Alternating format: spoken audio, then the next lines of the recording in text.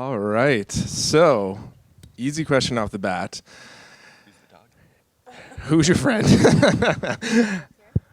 No, actually, the easy question off the bat is, what was it like seeing this on the screen for the first time, on the big screen? Oh my God, so amazing. Can I just say, especially between these two, we were talking the entire time, which normally I absolutely hate, but it was so fun because it was every single line that he loved, every single moment that we were just reflecting on how incredible this was to shoot together. And then because she hasn't seen the second episode, just like, what was that? What is going on? What? I know, she's asking for spoilers backstage. I know.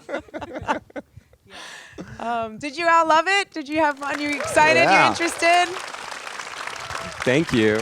I love a cliffhanger. Andy, what about you? What was it like seeing this on screen? Well, at first it was just abject terror, and then that kind of melted into excitement. That was really fun. Yeah. That's a big screen. That is a big screen and a big audience. That was really fun. And the laughter is very gratifying. That was really the highlight. Is that not working? Hello? Yeah, Does it that's work? working. Yeah. Oh, I'm hard of hearing. That lady in episode 2, from high school, that was like, her hair is straight. Oh my God, I love her. She's incredible. I mean, the both of them, are so good. Duke And is very special, Duke too. is Duke very is a local special. discovery. Yeah. DJ. It's great. There's more story to come with them. Oh yeah. Some of the things that have just been the most exciting about showing up to work every single day is having these incredible actors to work with who just show up so prepared. I mean, there's so much material that we get. I mean, he loves that. The scripts are too long, is what she's saying. There's a lot to say. But then on top of that, the improv that they come up with as well, just on the day, and just keeping it so alive and just throwing things in has just been so delightful. It's kind of amazing because the subtitle, I think, for episodes 1 and 2 could be Rosario Dawson Talks to Weirdos. And she has this amazing, first of all, she's incredible, which I think everyone here can agree. Yes. But she's also kind of in every scene because we can't help ourselves because she's so great. And every day she shows up to work, especially on the pilot, and you're just doing a scene with another weirdo. and now you get to work with the same weirdos again and again. Yes. And you've developed these great relationships with them, and it's so fun to see. It's delightful. Rosario, you Giraffes mentioned... and alligators. Oh, I know. Legit One giraffes, of my real giraffes. favorite parts. Rosario, you mentioned the amount of material you had. I wanted to ask Andy, in terms of the adaptation process, what first drew you to Ross Thomason and his novels? Well, like I said at the beginning, he is my favorite writer, and there's just something about the way that he writes that is so stylish and clever, and all of his characters are, and I love this, every one of his protagonists, and he had some books that were series, some that were standalone, like Briarpatch. Generally, all his protagonists are 38 years old, or 39, because he felt that was the last year you could plausibly make mistakes, which I'm proving wrong. But they're always perched on the precipice of something, and I find them just to be so stylish and clever and fun, and I love watching people who know how to do things. There's a competence to the way that Allegra, in this case, can just sort of dissect the town. And so Briarpatch was one of his more successful the in the books. car scene was so good. Which one? Oh, yeah, in episode 2. I know. Oh no! How about that one take? All those. The problem is she keeps saying all these lines so well that I keep writing longer ones.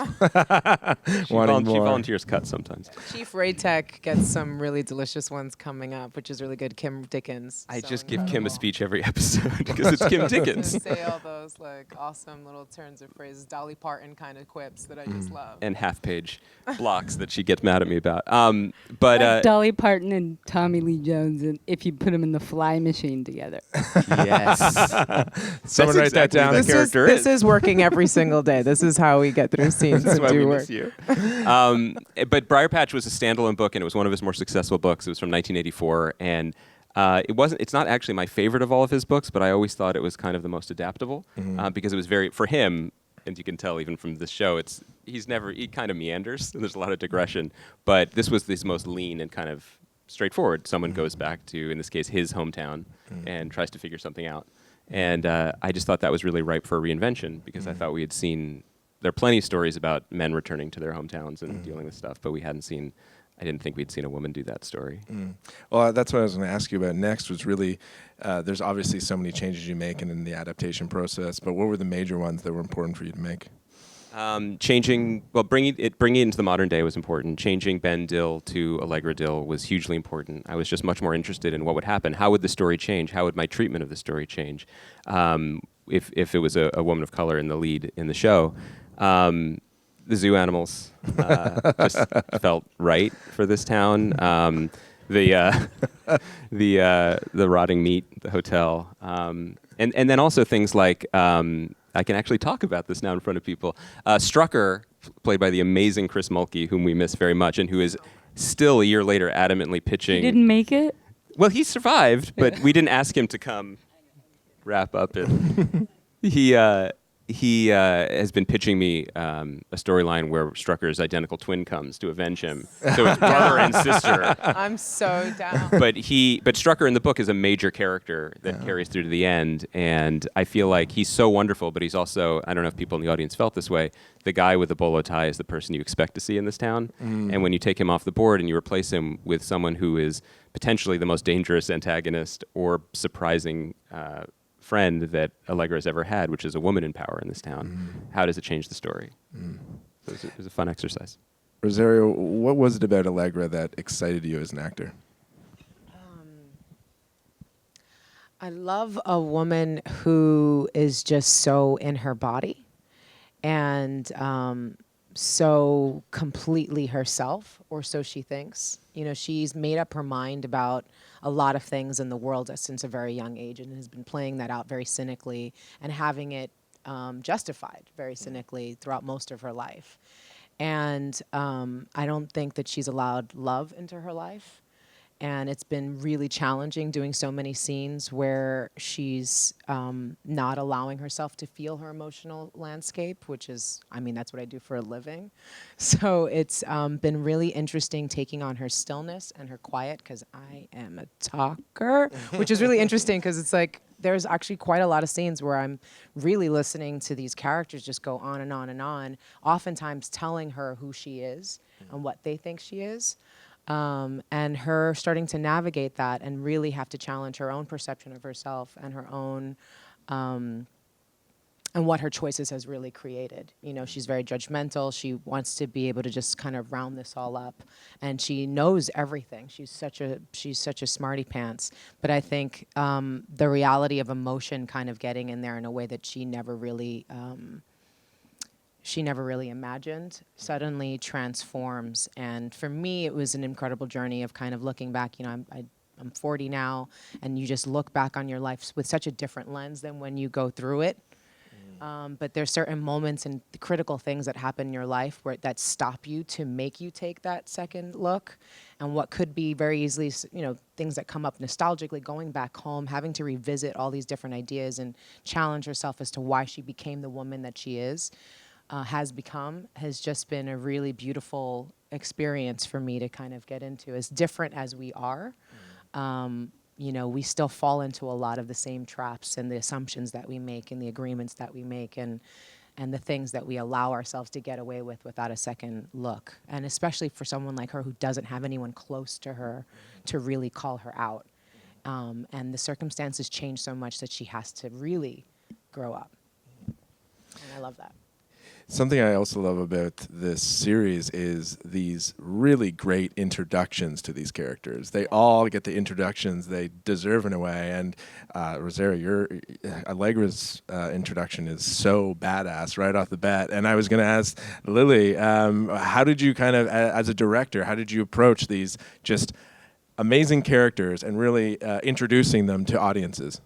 Did you just hear her talk? Because she's such a G, like shaman. Like I'm like, she's a goddess. So if you have a goddess and somebody who has this dope story and they're like, do that. Yeah, but is that a good answer? No, but I'll say that like one of the most amazing things about working with Lily is that she cracked open my tiny brain and made it cinema, which was so great to see on the screen. You know, I'm coming from a place of writing books or reviews or anything on the page, and I take a lot of pride of it being on the page. I think Allegra's original opening in the script that Lily signed on to do, I think we didn't see her get off a plane. We saw her standing in front of a terminal building, and she was like, we're not going to be in front of a terminal building. In a white suit. We are going to, the white suit was all Lily too, and she was like, here's how it's going to be. And when she tells you how something's going to be, you don't really have a choice. But you go along and you end up with something like that, and it's a testament to your vision. But like, we got to build the world together. It was like we were all like, let's cook this up. Let's like make it an undeniable. And Brandon too, like. Production designer Brandon Yeah, Toner Connolly. yeah.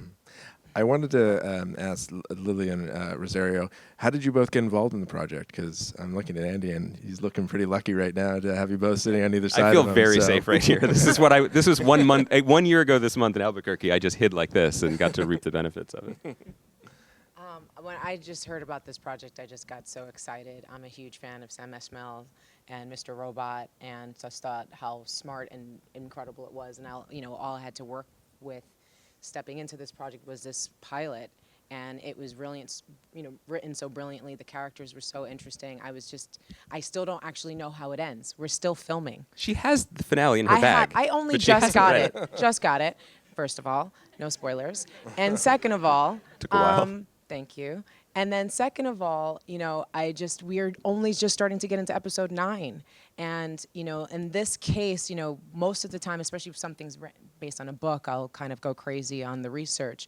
But I know that it was a lot of the basic premise was kept, but so much else was changed.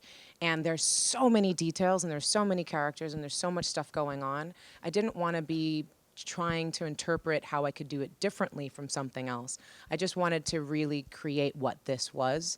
And I wanted to go along in the journey with her because, again, this is a woman who's just really, is so sharp and so in control. And she loses all of that. And she's trying to just operate the way that she normally does and just get this done. I'll be here in and out in a week, and I'm going to figure this out and go. And this cracks her open.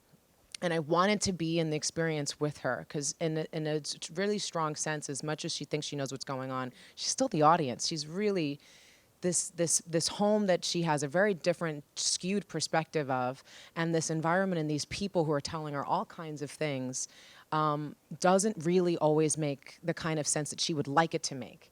And I don't want to get ahead because she's not there yet, and I'm still performing that. And every time we've had a script reading of the next episode, and I start, because she's always getting these puzzle pieces.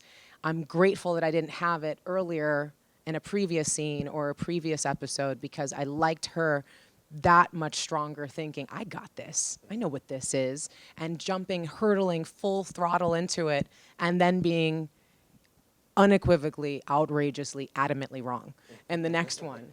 And I want to really take that in my body because it's the one chance I get to kind of be startled into the emotion with my character in a way that otherwise I'd be too premeditated into. So it's been super fun. And also because can't believe it's almost over. Like, it's been really, really, really, really amazing. And we're going to be done in just a couple weeks. We actually shot a scene from the finale yesterday. Yeah, I read that, but it She was only in the read that beginning. scene. So I read that scene, and then I haven't touched anything else, and it was still pretty obscure. So I didn't feel like it gave me too much. But I know this is such a critical episode where, all of this myriad pieces start to come together, and you can finally see it all. And I want to just delay that moment because I know at the end of it, it'll say the end, and that's going to be heartbreaking. That's good because we're rewriting the finale this weekend a little bit. So Thank you very much.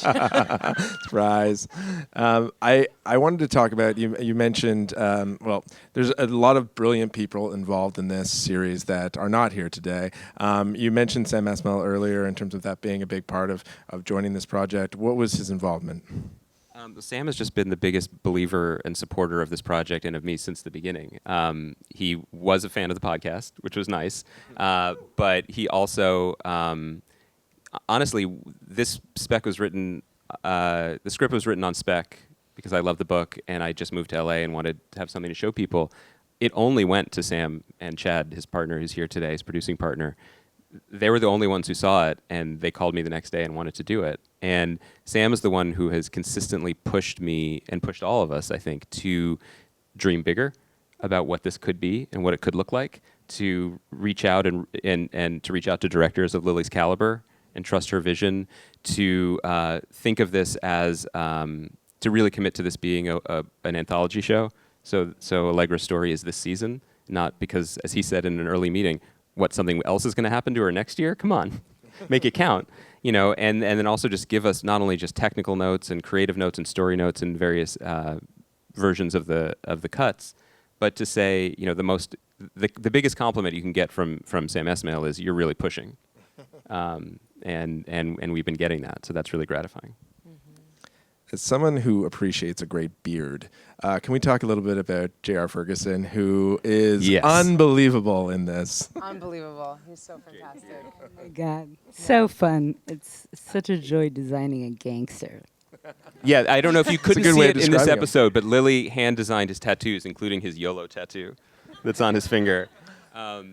It was one of the biggest challenges for me in casting this when we had the pilot order was finding someone to play Jake. We were so fortunate we had Rosario on board, and then I was just staring at this character thinking, I need someone who can be smart and funny and menacing and physical and sexy and all of these things all at once. And I feel like they stopped making those actors in the 70s.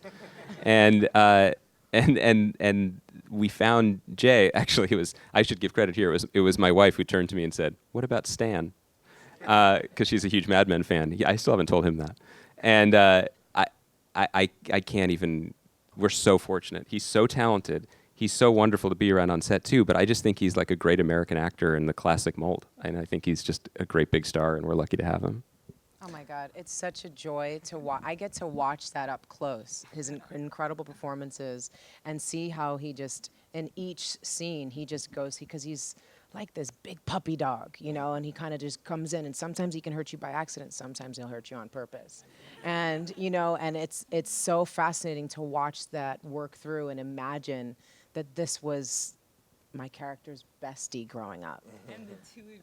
And so it's just to play off like this was my frickin' frack, like this was what that was, and see how different we've become or not. Like it's such an interesting reflection throughout this entire process, and I get to see it with just absolute dedication, passion, and brilliance. I mean, he's just incredible. They're so good together. Can I steal your job for 1 second and ask her a question? Please do. So one of the things about the script that made everyone pause and give me that sort of rubbing chin emoji face was the scene, the Jake and Allegra scene in the pilot, which on the page was 9 3/4 pages. And everyone was like, well, you're not going to do that. And Lily said we were going to do that. And Lily delivered on that scene, which means so much to me. And I want to ask you about how you directed that scene. I remember playing a lot of the Top Gun soundtrack that day on set. That seems right. That's all you remember? Just kidding. I'm doing a great job right now.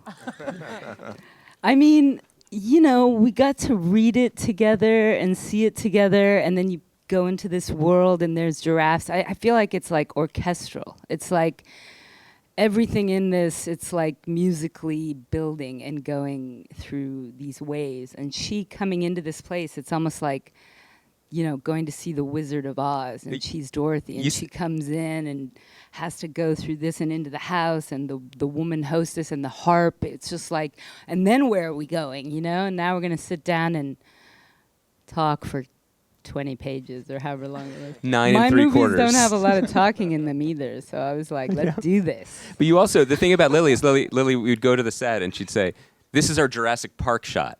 And we'd be like, and then she was right. It was our Jurassic Park shot because we revealed the giraffes and it was beautiful. And they're like dinosaurs. yeah. Now I get it. And the giraffe, other than Rosario, may be the best actor we had. It's really good dialogue too. That was one it's take. like, it's really good dialogue. It's like, Thanks. the reason I'm not a big fan of talking, I think, is because sometimes I'm hard of hearing, and because sometimes it's just not really information. But this is like, I don't know, it's like the characters, it's like people, the weird shit they say, not just information coming, but like a feeling about these people. So the chemistry is just like, those guys. Lily and Rosario, I have a question for you. We're at a film festival, and as an actor and director who have worked in both mediums, what are some of the advantages that TV can provide you as a director and as an actress? I'm having so much fun, and I feel so free right now because I don't have like the weight of the world on my shoulders as a writer. So like you get to go in and just help this stuff on the page come to life with these people. For me, it was really freeing and fun. And like I really got to focus on those things. And he had to focus on all that other stuff. So it's like, and then I could tell, and like it was a really true collaboration. I feel like the chemistry here, just like in rehearsals and in looking at the script and being like, what if this? And now it's in this location. So what if it was like this? And I really felt that. And so that was really freeing and fun. I mean, she has like a speaker on set every day and playing so much music, and you're just literally in the vibe of each scene that's being created. I remember one time I came out and I joked that I was like, what's this song? And you were like, oh my God, I love this song so much. I thought I would put it over the scene. You hate it. And it was like, no. She told me what to listen to this morning so I wouldn't be nervous. What was it? It's a song called Cocaine Model. And did it work? Look at me now. Might have been the cocaine. And so, you know, it was so delicious having all the time to rehearse and jump into these characters and then imagine where it could go. Because we really, starting off, only had the pilot to work with. And so it was just so much investment in so many details and like really being dedicated and committed to very particular styles and perspectives that now that we've had the time to elaborate on, it's why I'm still holding out on reading that last episode, because it's so delicious. It's really taken its time to become this full experience. You know, it feels like, you know, like a 10-hour movie or something. And, you know, unlike a film where normally I read it and I know beginning to end and we work on it over a couple months and, you know, you're getting an hour and a half of information, so much has to be cut and reduced down. So it feels like most of the movie experience is in my head, and then people get like the arc. But in this one, you really get the time to get into these characters and really explore this world and this town and feel what it is to be there and in this place. And then it's also over. You know, because it's not like a 5-year running show or something like that for my character. And for my, you know, it's not for the show. I said for my character, for my character. So it was like kind of an in-between, you know, because I was on these, you know, different like Marvel shows, and they were so open-ended, and they kept throwing me in the different hero shows. It was like, it don't make any sense. I know she's a nurse, but like you're pushing it. I'm having fun, don't get me wrong, but like why is she here? You know, but it just kind of kept going. I'm across 5 different shows, and you know, it's just like it was so open-ended and kind of odd, and so this one still had that movie feel. Like I know you know, that there is an end to this, but I'm still in that TV experience of like, I don't know how we're gonna get there necessarily. And having different directors coming on board and having all this like rotation of incredible actors that keep coming in just keeps it so fresh in a way that sometimes, you know, some work can get really stale. So, and I'm not used to being number one on the call sheet and working every single day with being able to see it all in front and center. You know, so much of what I do is my character. I come in, I try to maximize that as much as possible, and then I get to watch it with everybody else like, oh, there's that whole story that I read. This one I actually get to watch and experience being created every single day, and it's been amazing. She's the knife that cuts through the whole town, and it's really fun to watch her do it. So I'm going to throw it to the audience for some questions. So please raise your hand nice and high so we can see you, and please project. I don't think we have microphones, but if I need to repeat the question, happy to do that. There's a question right in the center here. Yes. No, above you. I'll come back for you.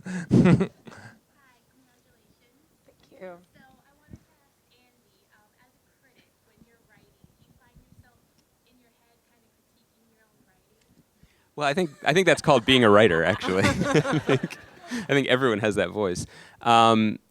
Weirdly, I understand the question, and I appreciate the question. I think I'm probably harder on the cuts because I would review, when I was a critic, I would review TV shows. So when I see it start to look like a TV show, that's when that brain starts to get a little too noisy. I would say, for whatever reason, and I think it honestly was because there was no assignment. This was I met with my agents and they said, look, just adapt one of those books you're always talking about. Don't worry about the rights. That would come back later. And for whatever reason, like the clouds parted, and writing this pilot in about 3 weeks was the greatest writing experience of my life because it felt so wide open, and that voice was quiet this time. And then bringing in brilliant people like these two makes it feel so much more open, and it helps fight that voice because you have other voices and other voices that are telling you positive things and building and adding to it. That's probably, it's a sort of a touchy-feely pivot from your question, but honestly, one of the things I was most excited to do to stop being a critic was to stop being alone all the time and to collaborate with people, because then you're not alone with that voice. Yeah, and what a writer's room we have. Oh my God. We had an amazing writer's room. Brian is here, and we have 5 other brilliant writers who I'm so... And we just started filming Brian's episode, and it is weird. It's really good. It was a dream experience, honestly, collaborating like that. Other questions? Right here. One favor, please. Could Lily take her hat off so we can see? We don't get to see many big time. That's a lot. That's intense. I mean, I'll take it off, I guess. I have my emotional support dog, so I can take off my emotional support hat. That's intense. Who wrote the line, "You've got flat hair"? There's not a woman in here that didn't get it. You come home with the straight, fabulous hairdo to that little town, the big, smart girl from Washington. That's the best. I tell you, everybody got your character in one. That was me. I wrote that. Thank you. I know all about being a woman returning to her hometown. Nailed it. Yeah, once again. So we have a question at the very back, so please project. First of all, I really like your writing style, both your writers. Just wanted to know what was the significance of the escaped animal, especially the cheetah. The tiger. One time that it was going to attack her or something like that. So, what was the significance of that? Well, it's a little bit up to everyone in the room. But it just felt to me when I was trying to create a town, and again, the book is set in an unnamed city, but it's probably Oklahoma City, where Ross Thomas was from, and I wanted to move it to West Texas, and I wanted to put it more in proximity to the border, and I wanted that certain specific feeling of heat, and something I'm always interested in is places that aren't real but feel kind of real, like maybe from your imagination. And as I was writing it, it just flowed. It just made sense that this place would be so out of control that there would be wild animals wandering around. I do think ultimately the real wild animals are the people. Sorry, I'll save that for my review of my own show. Hot take. But, Hot take. but yeah, I think it's important that tiger is not her enemy. Other questions? Yes, right here. I just wanted to say I really enjoyed the dialogue, the stories, but what really struck me was how beautiful it was in terms of color, the costumes, the clothing. Like I just loved watching that, and even the little pink scarf and the suits. Like I just was found attracted to that. It's such a nice compliment to Risa Garcia, our amazing costume designer for the pilot and for the series. She dressed me today. She was willing to take on a charity case. We looked at But- J.R. Ewing as one of the... I mean, Lily came in with a lot of this, and it's a lot of her credit. But also what would one of the first things we sat down and talked about was what would this woman look like, Bianca Jagger. and that's what she said. 1,000,001%. Started sending me pictures, video. And we sat and talked about it quite a lot. And I remember, and it's funny, it's one of those things. You show up first day, we're shooting, and we're doing the very beginning shot of coming off of the airplane with the white suit that had to be over the shoulders. And it was all very, very, very particular. And we went over this very, very specifically. And it's like, my sister just got blown up in a car, and I show up in a white suit. I mean, there's just so much about it that's so not okay, but it's also the audacity of it speaks volumes. And so it just in such a quick moment just really lands you into these two worlds meeting.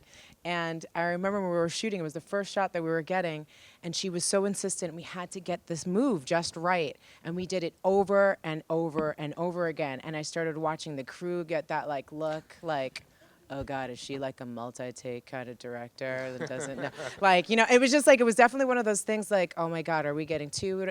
But it was so money. And then we moved through everything that we had to shoot afterwards, but it was so clear. She had a very specific, she was like, this is what I see. And as soon as we got it, all of us saw it too, and then we all knew what project we were making. And I can't tell you, like, daily, we would be wrapping up and the crew would be going, that shot was so beautiful.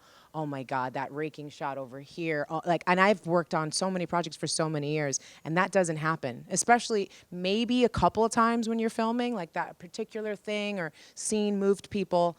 But day after day, people just like shoulders going back, just feeling so excited about being on something that just was really just taking that risk and going full steam into its vision and its idea and its expression was just, it's just been so delightful for all of us to be a part of it. And it was so great that she was so clear and specific about that vision, because the world is so crazy and the situations and the characters that it's easy to kind of maybe try too many things. And I can't say, like, I remember just going, that doesn't make any sense. She's going back home. She knows what that border town, dusty-ass border town is. She's going to try to get this done. She's not working. She's going to be in jeans or get out of her DC stuff. And she was like, absolutely not.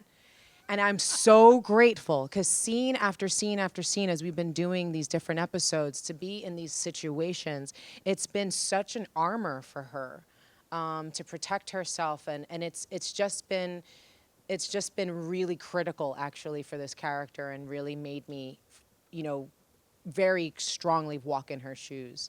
And so that's your vision. And run so in the much. shoes, too. And as we run. saw. I have to say, I get a little upset about this because I'm on set every day working, constantly applauding everybody's performances, and I get applause when I run. Every single time I've run, the whole crew's like, how do you do that? I'm like, so the crying on none of that moved you. I did that whole 3 pages of dialogue in one breath. Yeah. Nothing. I ran in my high heels, and that's got you all flabbergasted. Cool. I see you. They give you credit when you right. hit people too. They like Oh, that when too. I hit people They like too. that. Yeah, that's true. I That's true. just on that topic, Tiff, I just want to say that, like, when we had the script and we were meeting with potential directors for the pilot, and this was me, and it was Chad and Andy Campagna from Esmail Corp. And we met with brilliant directors who we'd be privileged to work with, and a lot of them had the exact right references. They were talking about, they would mention a Coen Brothers film or Touch of Evil or something, classic noir movies, all of which I love and all of which were inspiring to me. And Lily came in for her meeting in her Suicidal Tendencies t-shirt and said, Oliver Stone U-turn, David Lynch's Wild at Heart. And we were like, take our project. Take it. Because we didn't want this to feel like we didn't want it to feel like it was supposed to. This is a chance to do something new. My mom and dad are gonna binge watch the shit out of this. Your dad came to the meeting. Your dad was at that first meeting. Other questions? Right here. David, I wanted to tell you, I haven't been so into a world and universe and characters since the first time I watched Twin Peaks. And it just, like, there were so many great Lynch ones. The hallway at the hotel, that was so red. It was so, like, the big curtain, and you're like, is this reality or not? And when the tiger came around, I almost thought it was Bob. I'm like, what, TV show?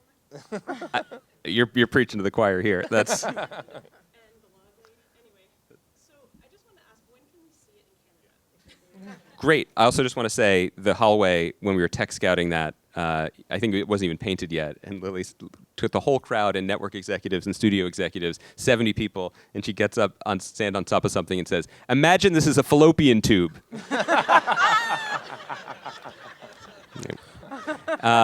But thank you for that, because as someone who hand wrote a Twin Peaks fanzine in his middle school computer lab when I was 13, that's the biggest compliment you could ever get. The show is going to premiere on USA in the USA in, I believe, January. Do we have any Canadian information? I'm being told no. I'm being told we don't know. I would love to find out. I imagine it's at a similar time. I hope. We do too. The dark web. It's a question up there. A gentleman in the black shirt. No. Nielsen families only, please. Yeah, you, sir. Yeah. Andy, I remember you were famously not a big fan of your Detective 1, but you did love the scene where Jesus.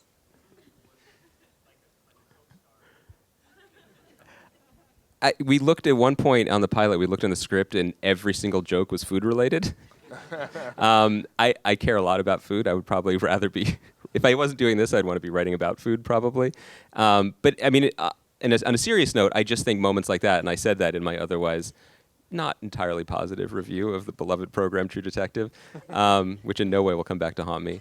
That moments like characters eating or having a place where they have been before gives it some verisimilitude that I think TV can sometimes lack. It's a human moment. It's a sense of place, a sense of character, a point of view that you can get through food. So it was hugely important to me. There are many restaurants in the show. We were trying to make a wrap gift, and we were like, should it be Lupe's the tamale shop? Should it be the barbecue place? There are a lot of choices. I will also say that when you have an actor like Rosario Dawson, who is absolutely heroic in her willingness to eat any food on the set in front of her. I remember in one of the rehearsals watching you eat tacos, and it made me so excited for the tamale scene. She but also the only mistake we ever made in the pilot was putting those 2 bowls of pretzels in front of her in different spots in the press club, because she's like, and all these crunching in the microphone. Now I just bring her pretzels from craft services. It's true, actually. He leaves them for me like a little snack. We have time for one last question. There's one right here, a gentleman. Just want to say, Toronto loves you. Welcome to Toronto, Andy. Thank you. So, as somebody that is doing this for the very first time, great job, Baranski. You nailed it. Thank you. What is one thing You planted that him. you wish You know, What is one I owe thing him that Canadian you dollars. wish you knew at the beginning of this production that you now know now? One. Top 50. One thing, I knew it was hard. I didn't know it was this hard. I would say something that I knew but was confirmed was work with wonderful people that will carry you and get you through it and make it feel fun, even when it's challenging. The honest answer is the hardest part for me was keeping my brain in multiple dimensions of time and space at every moment. There was a day we shot scenes from episode 2, 5, 6, and 10 while I was rewriting 7 and 8 and beginning to edit 2 and 3. And it's like trying to track that is just really hard. That's hard. But it's not hard in a way that isn't challenging and fun, and ultimately positive, I think. I would just say always work with people like this. He's just killed it from the very beginning. He's so, he could be just like super spoiled from this first thing he's written, just getting greenlit and getting this kind of level of support and production and everything behind it but he doesn't take any second for granted. He's the most amazing person to have on set because he's always just like so great to kind of tap into when you're exhausted and it's super hot and you've written a character that's not allowed to sweat. That is very challenging. I keep trying to make that happen just method-wise, but apparently that's not possible. But it's just so many details that he is in control of, and so much of that has been so beneficial for us. That level of details that he gets into, because the casting is just absolutely brilliant. And we talked about this, like, why is everyone just so great, so good, and also so nice and wonderful to work with? And he's like, well, if I heard anything, any kind of level of story about that person, I didn't even want them in.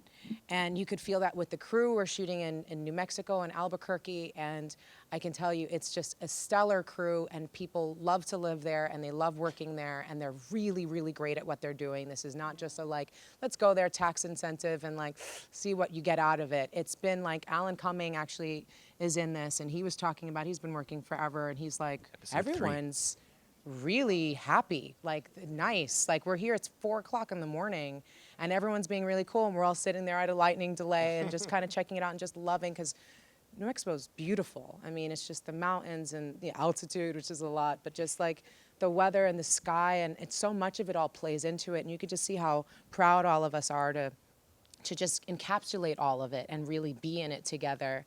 And so it's just been across the board, just so remarkable and incredible. And he's been at the helm of it, and his passion and his energy is just infectious, and it's missing when he's off editing in LA, and it's definitely tapped into when he's there on set, and it just makes us all feel really excited because he's excited, and he's he's proud, and and he's not taking it for granted, and none of us are as well. This is a really, really special project. I'm going to be very sad when it's over, but I'm really proud. I'm going to be really proud to be able to show He it all to operates from pure love. Yeah. It's like, and if it starts there, that's the shit.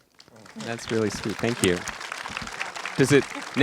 If you knew, so every time they said Clyde Brattle, picture Alan Cumming in a 3-piece suit, and get ready for episode 3. There's the tease. So I just want to do a big thank you to Lily, Andy, Rosario. Thank you so much for joining us. It's been a pleasure. And Thanks such an for having honor. us. It's Thank you for amazing. sharing this with us, everyone here. Thank you, Jeff.